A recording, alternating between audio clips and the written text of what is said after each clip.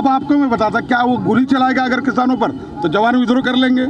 मैं नागपुर में रहता हूँ, आरएसएस का हेडक्वार्टर है, मोहन भागवत वहीं पर है। हम लोग छात्र अवस्था से क्रांतिकारी है, उड़ा देंगे। और जाहिर हम कह दे रहे हैं हम कि अगर मोदी किसानों पर गोलियां चलेंगे तो मोहन भागवत को उड़ाएंगे, हम आरएसएस का हेडक्वार्टर को उड़ा देंगे। मेरे को याद आता है जर्मनी सेकंड वर्ल्ड वॉर और ऐसा ही साम्राज्य बढ़ाने गया था, तो हिटलर को जब लाल सेना घुस गई तो आत्महत्या करना पड़ा। अब किसान घुस गए दिल्ली में। मैं आपको बताता, इस देश के मोदी के सामने एक ही रास्ता है, ये तो कानून पीछे ले, नहीं तो उसको आत्महत्या करना पड़ेगा। ये हमारी स्पष्ट राय। अब मोदी ने आते ही तैयारी शुरू की। भाइयों, आपको एक कानून इतना खतरनाक है कि जमाखोरी बंदी जो कानून था 1953 में पंडित नेहरू ने बनाया था, तो उस कानून को मोदी ने रद्द कर दिया। क्या होगा उसका?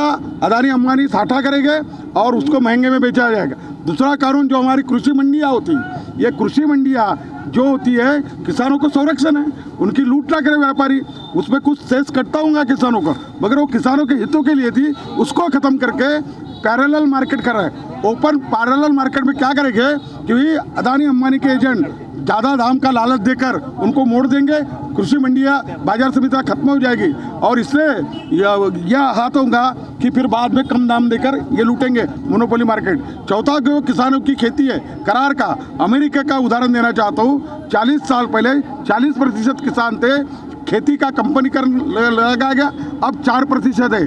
ये जो खेती का करार कंत्राटीकरण का कानून है, ये देश के किसानों का जमीन छीन लेगा, वो कारपोरेटीकरण उसका हो जाएगा। इसलिए तीनों कानून को रद्द करने का मांगे। अब बताइए कि इसको रद्द पे के बगैर किसान पीछे नहीं हटेगा, और मोदी अदानी अंबानी का दलाल है और वो पीछे नहीं लेगा।